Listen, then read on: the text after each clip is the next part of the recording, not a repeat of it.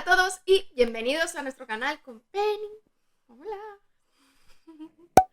Está muy dormida, como podéis ver. Y yo soy Mary y hoy os traigo el tercer volumen del integral de Jamie Delano de Hellblazer, publicado por ECC Comics, que, como sabréis la mayoría de vosotros, Hellblazer no es sino John Constantine, que es un brujo callejero e investigador del oculto de Liverpool, con una brújula moral pues un poco estropeada, un poco difusa, porque no siempre actúa por el bien de la humanidad, sino más bien por el bien propio, y que además, pobrecito, cuando intenta ayudar a otra persona, pues no es que le salga demasiado bien. Este volumen tengo que decir que es muy irregular. Muchos de vosotros en los otros vídeos me habíais dicho que pasase directamente a Garcenis porque es inmensamente mejor, pero quería leerme toda la etapa de Jamie Delano y la verdad es que los otros dos volúmenes me gustaron bastante, pero este es muy irregular porque es como un popurrí de diferentes cosas, de diferentes épocas, con ningún dibujante que me parezca satisfactorio, con guiones la verdad es que bastante flojos, aunque tienen cosas que están muy bien y que son interesantes. Se me ha hecho muy largo, no os voy a engañar, me ha costado muchísimo llegar hasta el final, más de lo normal, porque cuando leo cómics que me gustan, a no ser que esté muy cansada por la noche, o sea, no tengo ningún problema en ir leyendo, pero en Hellblazer me ha costado, o sea, ha habido bastantes días seguidos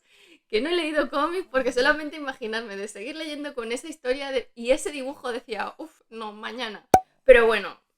había que leerlo y, como os digo, es una mezcla de diferentes épocas porque en realidad solamente hay 5 números adicionales de donde terminaba el volumen 2 y el resto de números pues son intervenciones así random de Jamie Delano a lo largo de todos los años que lleva John Constantine Hellblazer en DC. También hay incluso pues unos números que ni siquiera son de él, así que es como una mezcla de todo lo que DC ha decidido meter dentro de este volumen. A mí John Constantine es un personaje que me gusta muchísimo porque es muy diferente al resto de lo que vemos en DC. Tampoco se podría calificar como antihéroe, pero lo que está claro es que se mueve dentro del horror y dentro de la ambigüedad moral y esas cosas en las que no nos gusta pensar demasiado y no hace falta ni siquiera pensar en demonios. Dentro de la colección regular, a mí me parece que son muchos números de relleno, que no se cuenta nada trascendental y donde Constantine apenas hace uso de sus facultades, que eso no tiene que ser algo negativo, porque de hecho en el volumen 2, que tiene unos arcos geniales que son muy importantes en la historia de Hellblazer, como son La máquina del miedo y El hombre de familia, allí no hace prácticamente uso de sus facultades, pero sin embargo son muy interesantes. Así que, bueno, esto es una mezcla de todo, ¿vale? O sea, que no utiliza sus facultades, que el dibujo es... y que los guiones pues tampoco están muy inspirados. Así que, bueno, es algo que hace Plof y sinceramente yo solamente lo recomiendo para los más completistas, pero para los que queréis saber simplemente qué pasa, sinceramente gastaros 40 euros, pues no. Dado que es tan popurrí, esta vez lo que voy a hacer es tratar cada uno de estas agrupaciones o arcos, porque ni siquiera son arcos normalmente, y al final de cada explicación pues os enseñaré un par de páginas de estos arcos en concreto y no haré spoilers sobre ninguno de ellos, simplemente os voy a explicar de qué va. ¿Cuál es el contenido de este volumen 3? Primero hay del número 36 al 40 de la colección regular, que se publicó entre el 90 y el 91. Lo siguiente que hay es del número 84 al número 88, que hay un número suelto en otra parte del infierno y luego ideas retorcidas guionizadas por Campbell que se publicaron en 1994 durante la etapa de Garcenis. Y después hay el número 250, Cartas de Navidad, que son como 8 páginas. Después hay el arco de Bad Blood, que eso sí que es algo autónomo, que se hizo fuera de la colección y que tiene 4 números a finales del año 2000. Luego hay como una especie de relato que es La puta y el mago, que sinceramente yo no he tenido las narices a terminármelo, así os lo digo. Y finalmente lo último que hay es Pandemonium, que también es algo fuera de la colección regular y que se publicó durante el 2010. Empezando por Hellblazer del 36 al 40, evidentemente el guión de estos números es de Jamie Delano, como os he dicho es bastante de relleno con historias pues que no van demasiado lejos, que no trascienden demasiado, más allá de profundizar hasta cierto grado en la historia del último número del volumen 2 sobre el chico de oro, que según este número Constantine pues mató a su hermano gemelo en el útero materno, que ya me diréis cómo puede un feto matar a otro feto, sino que simplemente pasó y ya está, a pesar de que parece que él era el destinado a morir precisamente por ser el más débil. El dibujo del número 36 es de Sean Phillips, es un dibujo, pues no digo que sea el peor, pero es los que me gusta menos porque es muy tipo sketch y con colores planos, con pocos detalles y no se aprecian ni siquiera bien las expresiones de los personajes, y para mí en el momento que no se pueden apreciar ni siquiera las expresiones de los personajes es un dibujo fallido porque no está funcionando bien la narrativa gráfica. Pero bueno, en el último volumen se terminó que Constantine llegó pues totalmente perdido y destrozado otra vez junto a Mars y Mercury le pedía que se fuese porque era muy malo para su madre, a pesar de que, bueno, hasta entonces pues la había querido de forma incondicional,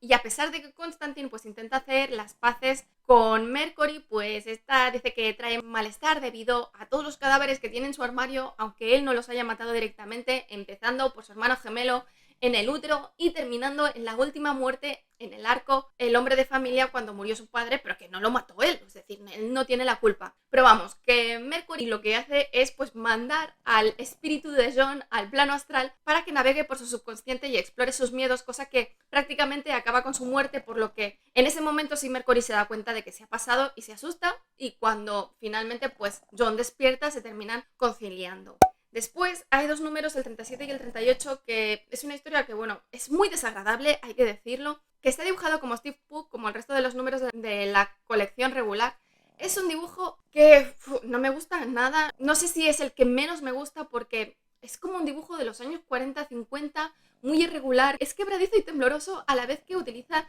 líneas gruesas pero con colores completamente planos. No me gusta nada, es un dibujo muy sucio, y muy sucio pero en el sentido de esto que se ve como que del año de la Kika, de como 60-70 años de cuando se empezaron a dibujar los cómics, y es algo que no me gusta nada. En este número pues nos encontramos con la historia de Martin Ackland, que es un niño pues muy sensible y vegetariano, pero que tiene la desgracia de tener un padre que es muy abusivo y además es carnicero, y está obsesionado con que él pues se haga un hombre y que coma carne y que coma lo más asqueroso de cerdo encima. El día del cumpleaños de Martin, pues su padre, para hacerle el nombre, no se le ocurre otra cosa que llevárselo al matadero, donde tiene que matar a varios cerdos y hacerle hacer la matanza a él. Paralelamente, Constantine, Mercury y Mars están tirados en la carretera porque su caravana ha dejado de funcionar, y en ese momento pues Mercury está...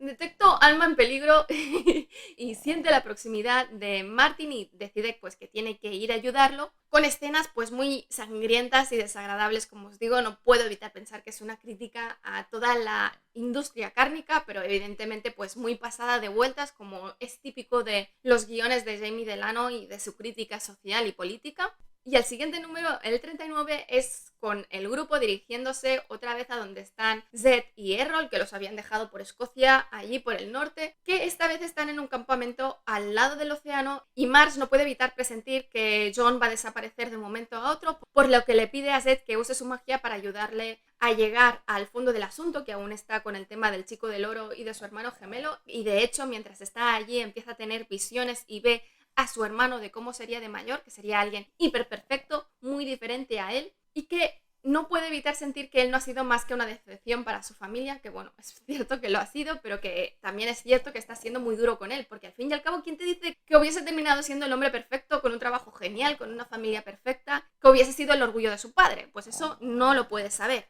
Finalmente, pues Zed le tira las cartas del tarot, y a través de las cartas que le salen empieza a tener unas visiones muy extrañas de cómo nació como un niño muy enfermizo, que en el parto murió su madre y también su hermano, y que su padre lo rechazó desde el principio como algo diabólico, y que eso ha condicionado su vida desde ese momento, y que precisamente por esto pues el fantasma de su hermano pues lo está persiguiendo porque quiere recuperar su vida, y esto pues le da una serie de visiones y locuras súper surrealista y muy extraña, que además pues se queda cortada porque se terminan los números de Jamie Delano y no sé si seguirá en Garcenis o no, ya os lo explicaré en el futuro. Y antes de entrar en el siguiente os voy a enseñar algunas páginas. Este es el dibujo del primer dibujante, como podéis ver pues es bastante feote. Se supone que John Constantine es un hombre súper guapo y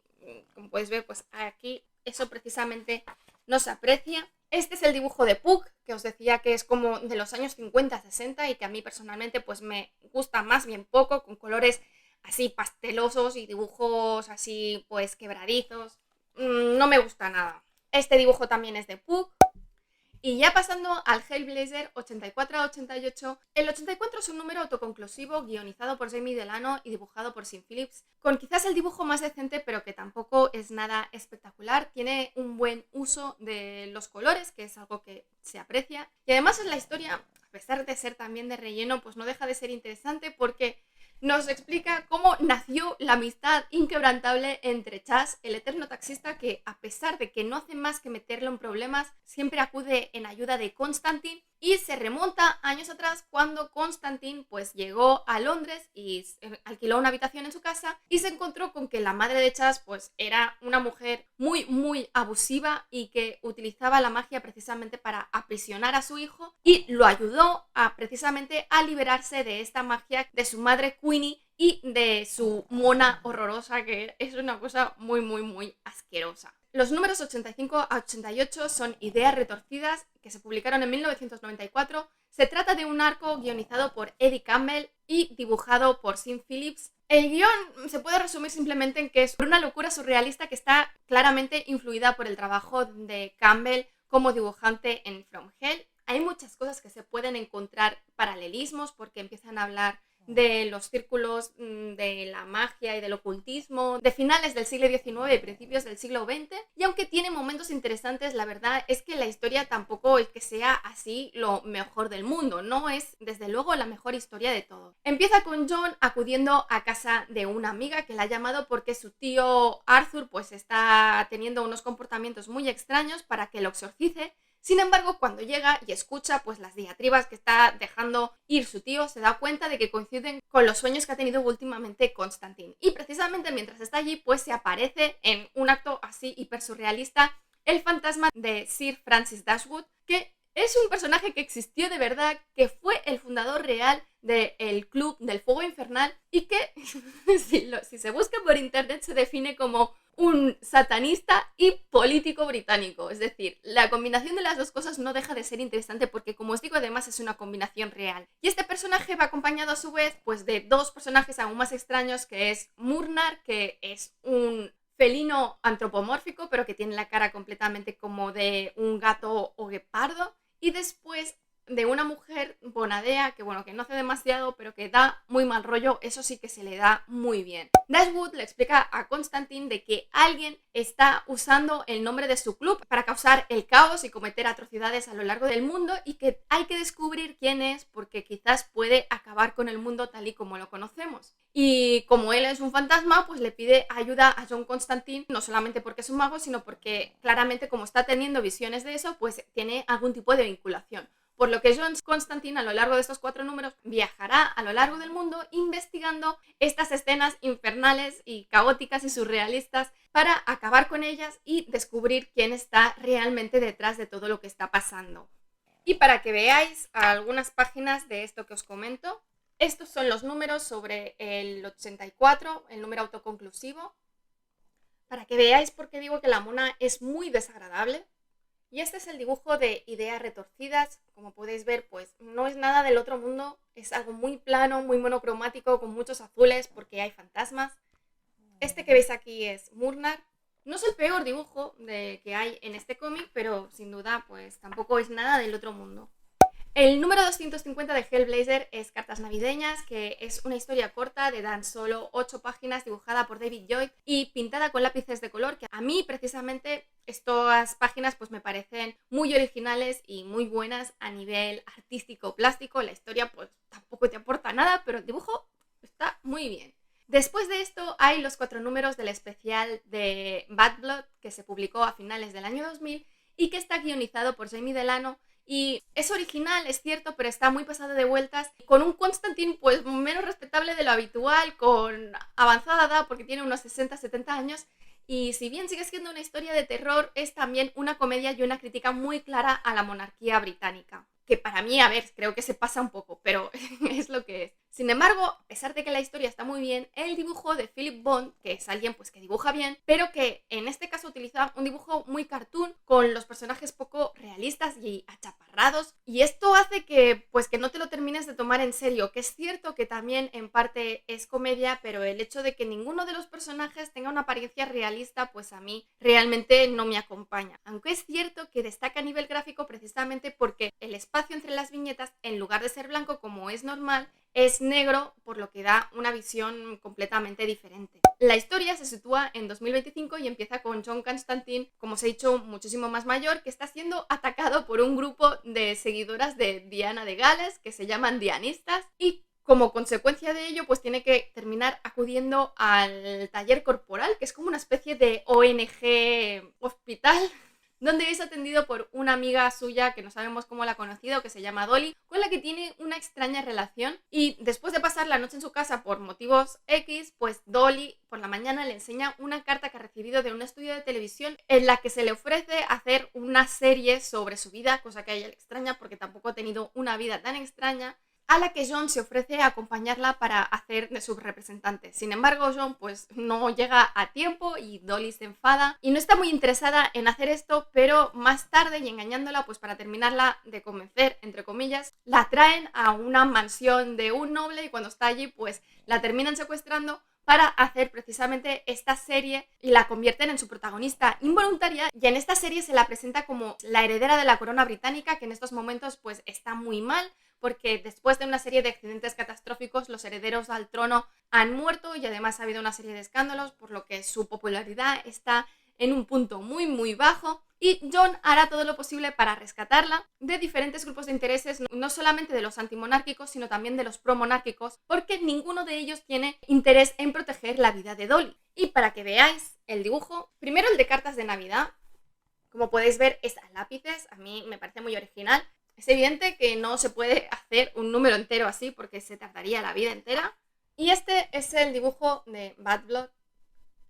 Aquí se puede ver la conversación entre Dolly y Constantine para que identifiquéis los personajes. Y finalmente, pasando del relato, porque como os he dicho, pues personalmente no me ha gustado demasiado, hay el especial de Pandemonium que se publicó entre 2010 y 2011. Es un especial de 128 páginas que se publicó para celebrar el 25 aniversario, y como Jamie Delano fue el primer guionista de la serie oficial de Hellblazer, pues se le pidió a él que hiciese este especial. El guión de Delano pues está muy politizado porque es una crítica abierta a la guerra de Irak, que tiene todo el derecho a hacerla, mezclando la cultura mágica de la zona, y donde en estos números Constantine sí tendrá que hacer uso de su condición de brujo y de sus facultades. Y precisamente por eso quizás es el arco más interesante, aunque a mí también se me hizo pesado. El dibujo es de Jock a secas, es un dibujo muy sucio, con mucha tinta y que contribuye al tono de destrucción y decadencia y pesimismo de este especial, porque es muy negativo, y que es cierto que este dibujo pues funciona muy bien con todo el tono que se quiere dar en estos números, pero no deja de ser muy poco detallado y que creo que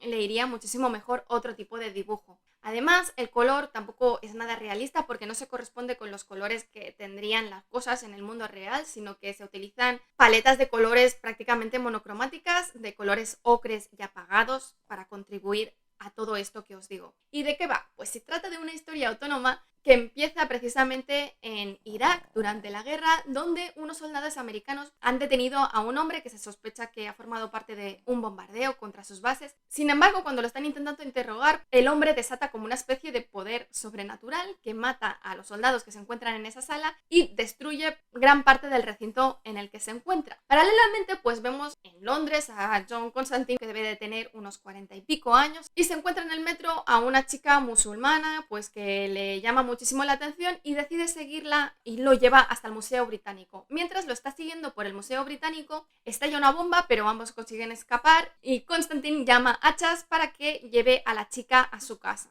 Él al principio no va, pero después le va dando vueltas y se da cuenta de que la chica tiene algo que ver con la bomba que ha estallado en el museo, por lo que se presenta en su casa, pero al poco tiempo de estar en su casa aparecen un montón de agentes en la casa y detienen a los dos, y en concreto lo acusan a él de terrorista. Ya en el M6, en una escena en la que vemos pues a John Constantine reunido pues de agentes secretos, vemos que todo ha sido un montaje para hacerle chantaje con cargos de terrorismo para obligarle a ir a Irak a investigar esta entidad sobrenatural o lo que sea que está pasando en esa base de los Estados Unidos. Constantine finalmente acepta, pues bueno, un poco obligado por las circunstancias y un poco por curiosidad, Y ya allí en Irak pues se encuentra con la chica musulmana que la ha metido en todo este peligro y que se presenta como un agente del MI6 y que se llama Asera y que está designada para que lo acompañe en sus investigaciones, aunque bueno, él se escapará todo lo que pueda. Y como os digo, es un número interesante porque aparecen demonios, se van al infierno, aparece la magia y aparecen todas estas negociaciones demoníacas por la que es tan famoso